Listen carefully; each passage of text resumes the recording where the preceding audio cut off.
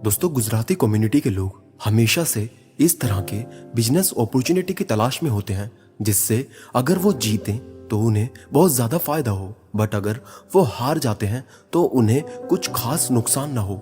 यानी कि वो हमेशा एक विन विन सिचुएशन को ढूंढते रहते हैं। तो आज की इस वीडियो में हम यही समझेंगे कि किस तरह से गुजराती कम्युनिटी क्लासिक धंधो फ्रेमवर्क को यूज करती है और आखिर ये क्लासिक धंधो फ्रेमवर्क होता क्या है, जिसको यूज करके आप भी कोई भी बिजनेस में किसी भी तरह से पैसा कमा सकते हैं, वो भी बहुत कम रिस्क लेकर। तो इस वीडियो को एंड तक पूरा देखना और अच्छे से समझना। तो सबसे पहला रूल है बाय एग्जिस्टिंग बिजनेस। दोस्तों, धंधो फ्रेमवर्क का पहला रूल ये है कि ऐसे बिजनेस को खरीदना जो पहले से ही हो, क्योंकि किसी भी बिजनेस को स्टार्ट करने में बहुत ही ज्यादा टाइम और एफर्ट्स लगते हैं। अगर आप इतना एफर्ट लगा दो तो भी गारंटी नहीं है कि वो बिजनेस सक्सेसफुल हो जाएगा। इसलिए गुजराती लोग सबसे पहले एग्जिस्टिंग बिजनेस खरीदना शुरू करते हैं। वो इनोवेशन या कुछ अलग करना नहीं चाहते, क्योंकि इनोवेशन करने में बहुत ज्यादा टाइम और पैसा लगता है जो उनके पास नहीं है। इसलिए उन्होंने जो पहले से ही बिजनेस चले आ रहे थे उन्हें खरीदा। इसलिए आपको भी उन्हीं कंपनीज में इन्वेस्ट करना चाहिए जो सालों से चली आ रही है, जिससे आपको पैसे कमाने के चांसेस ज्यादा अच्छे रहते हैं और रिस्क कम रहता है।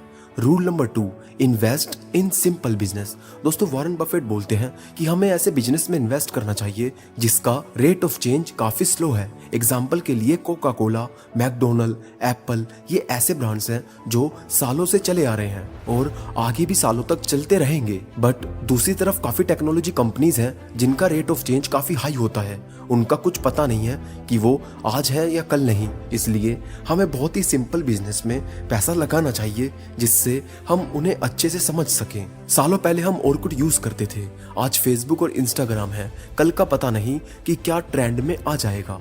इसलिए हमें अपने पैसे को सोच समझ कर ही उन्हीं कंपनीज में इन्वेस्ट करना है जिनमें रातों रात चेंजेस नहीं हो सकते। Rule number 3, by business with heavy discount.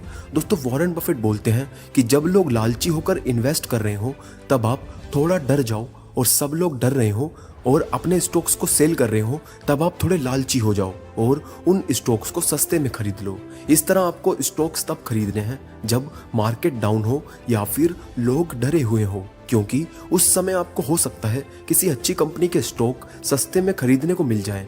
But ऐसा नहीं है कि हमें कोई भी सस्ता स्टॉक खरीद लेना है। हमें उसी कंपनी के स्टॉक खरीदने हैं जो कंपनी फंडामेंटली स्ट्रांग हो, बस किसी कारण से वह हमें सस्ते में मिल रहे हो। क्योंकि जब कोई कंपनी थोड़ी मुश्किल में पड़ जाती है तो उसके शेयर सस्ते में मिल जाते हैं और आगे चलकर हमें प्रॉफिट दे सकते हैं। बेंजामिन ग्राहम ने अपनी famous book the intelligent investor में एक कॉन्सेप्ट बताया था जिसे मिस्टर मार्केट बोलते हैं। वो बोलते थे कि हमें स्टॉक्स और शेयर्स के उसकी प्राइस के अकॉर्डिंग नहीं बल्कि उसकी इंट्रिंसिक वैल्यू के अकॉर्डिंग खरीदना चाहिए। मान लो किसी बिजनेस में किसी शेयर की इंट्रिंसिक वैल्यू 100 रुपए है, बट आपको उस समय मार्केट में वो 110 रुपए में मिल रहा है, तो उस शेयर को आपको नहीं खरीदना, चाहे कुछ टाइम पहले उसकी प्राइस 130 क्यों ना हुई हो। तो आपको वेट करना है जब तक उसकी प्राइस लगभग 60-70 रुपए ना आ जाए, तब आप उसकी इंट्रिंसिक वैल्यू से कम में खरीदेंगे और जब उसकी प्राइस बढ़ेगी तो आपको अच्छा खासा प्रॉफिट होगा। तो दोस्तों, ये 3 पॉइंट थे जो गुजराती धंधों में गुजराती लोग इस्तेमाल करते हैं अपने बिजनेस में प्रॉफिट को ग्रो करने के लिए। तो मुझे उम्मीद है कि ये वीडियो आपको ज़रूर पसंद आई होगी। तो इस वीडियो को एक लाइक और शेयर करना बिल्कुल मत भूलना। तो मैं मिलूंगा आप सबसे अगली वीडियो में, तब तक